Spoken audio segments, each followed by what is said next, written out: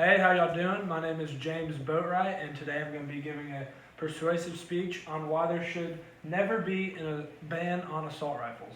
Now, first, I'd like to introduce my three audience members: Will Wilbanks, Connor Curley, and Hunter Woodall. They're three players on my baseball team here at Columbus State, so they're going to be watching me do this. So now, the first thing that should be asked when you're determining why there shouldn't be a ban on assault rifles is, what exactly is an assault rifle? So an assault rifle is a rapid-fire, magazine-fed automatic rifle designed for infantry use. So as you can see here, I got two pictures, and this is an AR-15, which is commonly mistaken as an assault rifle, but it stands for Armalite, and it does not stand for an assault rifle. This right here is a different looking rifle, but they're both semi-automatic rifles that have the same use. So, by the end of my speech, you will understand why there should never be a ban on assault rifles.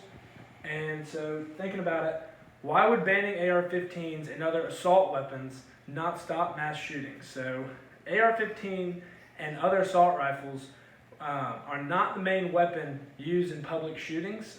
According to an article written by the Washington Post, handguns and shotguns are actually the most commonly used weapons in public shootings in today's day and age. Semi-automatic weapons are starting to show up more in shootings, but handguns and shotguns are still the predominant leaders. So if you look over here at my next graph, it says what types of guns are used in most of the murders in the U.S. So this big area right here is handguns, and this area right here is other guns, and this little tiny light blue line is the rifles. And if you're familiar with pie graphs, you understand that that's probably about 2 to 5%. Doesn't really carry a big chunk. So not only would they be targeting the wrong type of guns to ban, here are some of the reasons the assault rifle ban would not work. So the government actually tried banning the guns in 1984, and I found this out by a study by MIC, which is a media company, and it showed that there were little to no effect on gun violence, and it showed that there's actually no correlation between the assault rifles and gun violence, because most of the violence being done is with handguns and shotguns. So these stats are also reported in the FBI's Uniform Crime Report, which is done every single year. So during the last rifle ban, there were still 14 mass shootings, including the shooting at the Columbine High School. So another reason it would not work is because of the rifles that would be grandfathered in. So say they came up with a ban again, there would be, everybody that already has the rifle would be able to keep it. That's what it's called when you get grandfathered in.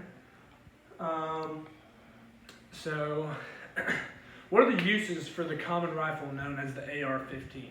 According to an article done by the NRA, common uses include self-defenses for your house, and it's also great for teaching young kids and teens how to shoot, because it's a simple operation method and has very little recoil, so it's safer for the younger kids and teens to learn how to shoot without worrying about having to hurt themselves or mess up the gun or anything like that.